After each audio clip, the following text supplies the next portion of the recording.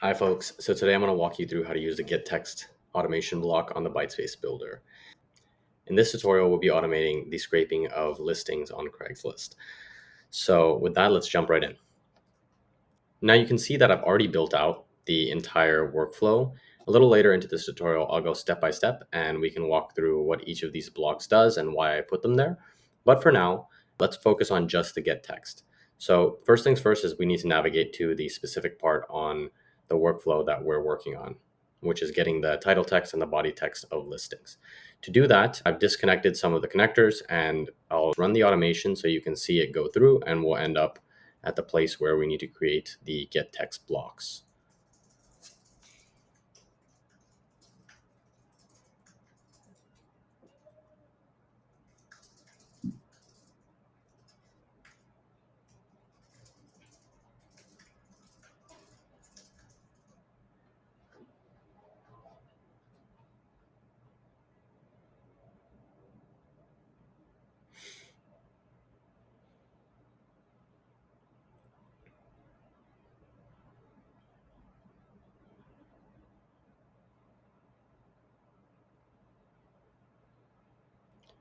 Great.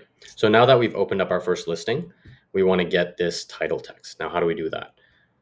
We'll go into the builder, and I know the title text is going to go into this specific spot. I'll explain the full workflow to you guys later, but for now, let's just go into creating a block. You can either create it manually or you can create it using AI.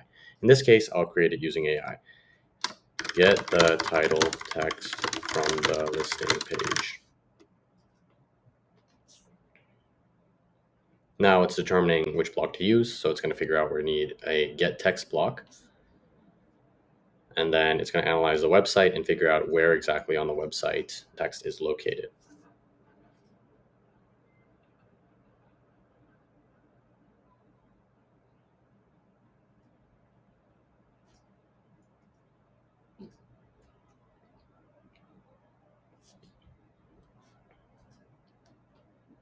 Amazing. So it created the block and it says title text, so we can verify selector. It's getting just the title. Now, this selector is getting only the title up to this point, but I want the title including the pricing and the location so that I can pass it into an AI block later and clean up that data. So instead of that, we'll manually come in and say, I want to select an element. And I'll say, you can see as I move the selector around, it selects different things. But if I come out here, then it selects the entire title text. So I'll enter that here, and then I will enhance that with AI.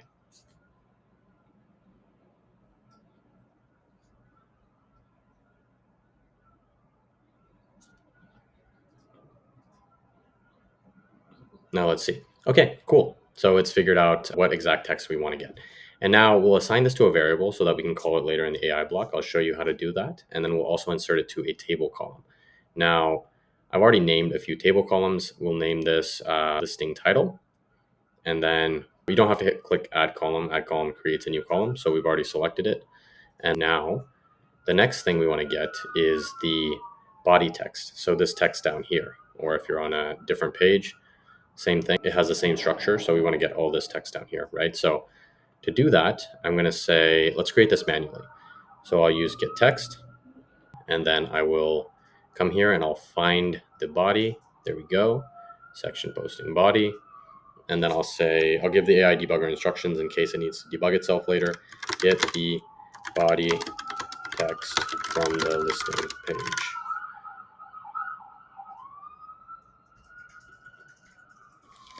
Amazing. Then I'll enhance that with AI.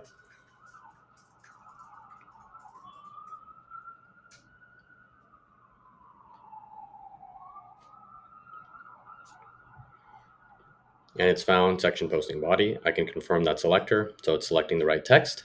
And then lastly, I will assign it to a variable, listing body. Amazing. Now, you can also test the block to see if it's actually getting the information. And if I run into logs, it says workflow executed successfully. I can go into the last log, which is just that step. And I can see, look, it's got the information that I was looking for. And then variables, it's also pulled the same information. Now we can go into an AI block and clean it up. Now I'll walk you through the entire workflow. And then lastly, I'll walk you through how to reference things in the AI block and then get that data cleaned up. Okay, so the first step in a workflow is to open in a new tab. So I'm going to open in Craigslist.com. I'll test that block. Okay, so it opens up Craigslist and it's going to open up the SF Bay Craigslist because that's the one that I specified. Now, the next thing we want to do is search in the search bar, right? So that would be the form field. And then I prompted AI type into the text search bar and it found the selector. I can verify that the selector works. So that block is created. Now I can test that block so we can go along one by one. Amazing. And then next, with this specific selector, there's no search button to click. So really we need to press enter in this search area, right? The way to do that is to use a press key block. So we'll jump in press key. I'll type in the prompt, press the enter key. I'll add a target element. So you can target the element the same way. You can target this area. I've already done it, so I won't do it again. And then lastly, you can do press a key. If you click this button, detect key, then it's going to detect whatever key you put into the keyboard. So if I press Command V, you can see that it changed the text. If I press R, it changed the text. But this is mostly for when you need to press 1 to 4 keys at a time. But if you're typing, generally you're going to use the forms block to type. Amazing. So now we can test that block to see if it presses the enter key. It goes on to the next page. And then the next thing we want to do is click the uncheck all because we don't want appliances and electronics and materials. We just want cell phones, right? So we're going to come in here and hit, I chose the selector. If I hit the uncheck all selector, it picks this selector. This selector works great and we can test that block. Okay, so it unchecked all of the boxes. The next thing we want to do is click on the first checkbox, which is the cell phones, right? So to do that, I'd come in here, I'd click the select element, and I would select this element. Now, when I selected that element, it gave me this. I enhanced. The next thing we need to do is scroll to the bottom of the left side navigation panel and click the apply button. Now, how do we do that? I will find the element. So first things first, I will click. Okay, so the element is all the way at the bottom here. So I'm going to hide this and then scroll down and find, okay, that's where the apply button is. I can unhide this. And then if I click this, it'll give me a selector. And then it will auto-populate once I press submit enter into here. I've already enhanced it. And I clicked scroll into selected element so that it scrolls until it finds that specific element. Amazing. Now, the next thing we want to do is click on that apply button. So how do we do that? We come here, same thing, click and get the selector. Like if I click on the apply button, get the selector, enhance the selector, and now we can test that block. It's applied the settings. The next thing we want to do is click on this relevance filter and hit newest, right? So I think you guys are getting the hang of it by now, but I will click on the relevance box. So I came here, I clicked on this box. That gave me a selector, which I enhanced, and I got this. So I can test that block and open it up.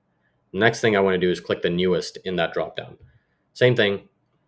I clicked around. I figured out exactly where newest was located. It gave me the selector, and then I can test the block.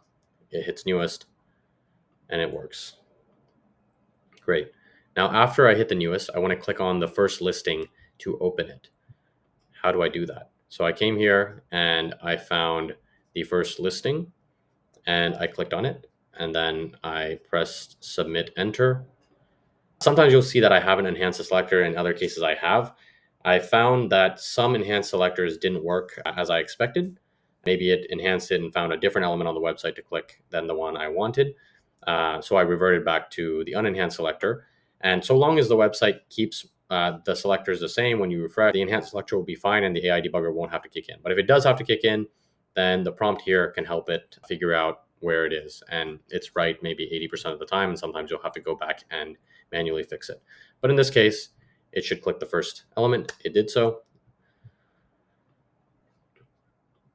Now, what we want to do from this place is actually get the title, get the text, which I showed you how to do earlier, and we want to loop through to the next posting. So after you get the title, get the text, you want to go to the next page, get the title, text, next page, get the title, text, etc. So we created a loop. So the next phase is creating a loop. I'll just connect the loop that I had already created. The loop ID is going to be listings, and you're going to loop through numbers. So in this case, you're only going to loop from number 1 through, let's say, maybe 3 posts. However many posts you put, it will follow that. We won't test the loop yet until we get the inner contents of that loop set up. But yeah, and as soon as you come in, the next thing I want to grab is the URL. So the URL from the listing up here, how do you get the URL? So once you're on the page, you can get the tab URL. That's another automation block that you can select, and you can give it instructions, get tab URL, and assign it to a variable so that you can call that variable later if you need to. And lastly, you will insert it to the table. So listing URL, I've already created that table column, but if you wanted to create a new table column, you would come here and click, and then you can name it listing URL, and it will appear in the listing. Now, we've already created these 2 blocks earlier in the tutorial, and I will connect this to the AI block here.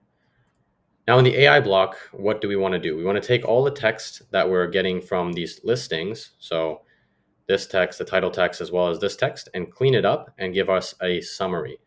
How do we do that? So we create the AI block, you choose a model. I chose GPT-4o Mini, and then I asked it, can you generate a summary of this listing for me? Make it very concise, starting with the key information, which is the price, the item for sale, the location, a summary description of the body text. I'd like this kind of prompt. I want it in this format specifically. And then here's a reference text. So this is where you can reference variables. You can reference variables anywhere in the AI block. There is a current bug that we're fixing, but if I come here and let me rename these variables. So I'll come here and I'll do curly brackets variables. If you're referencing a variable in the AI block, it doesn't show, sometimes it will show the variable. So if you type in dot, it'll show the scraped listing title or listing body text, but let's just make sure that is the variable name that we got, scraped listing title, okay? And then listing body text. So those are the 2 variables we want to reference. So we'll come down here, variable dot scraped listing title. Okay, so it's not coming up, but you can type it in manually. So scraped listing title. And then the next variable is listing body text. So listing body text. And then I put output only, the description text. That shouldn't be there.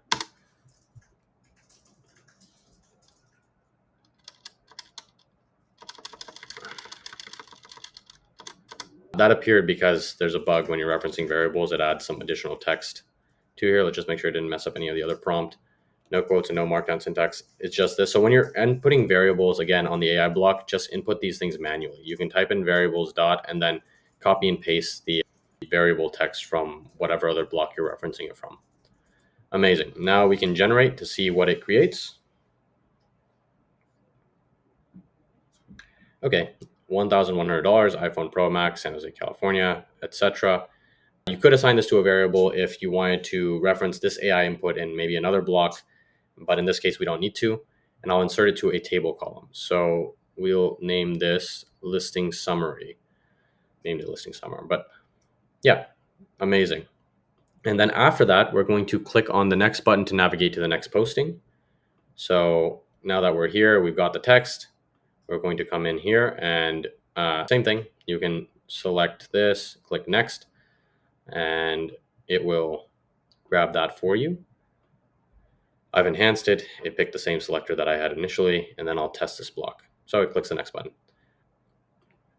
Then lastly, you want to close out the loop. So whenever you have a loop, you want to close it out. And that way in the beginning, you can specify how many elements you want to loop through, and it'll go through this entire loop 3 times. In this case, if I switch it to 10, it'll go 10 times. And when you're testing, you can also stop loops here. And if you press stop loop, then it'll only run through it once, even if the number here says 10 or 50 or whatever it is. And after that, I put a close tab block to close out the tab. And that closes out the automation so you don't get a bunch of tabs open. Now that we have this complete, we can run it from start to finish and see how it does. So it's typing in iPhone 16 Pro. It's going to use the press keys to press enter in that space. And now it's unselecting all the filters, and we'll select cell phones as we put. Now it's going to scroll down on the left side navigation panel and click apply.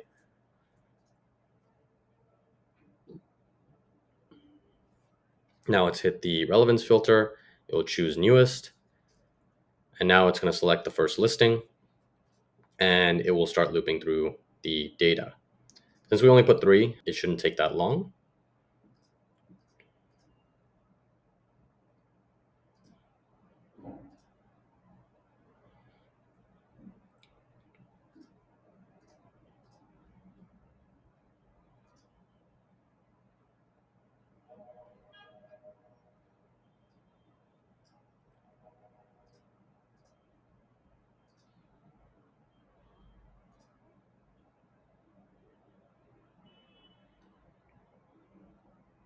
And now it should close out the tab.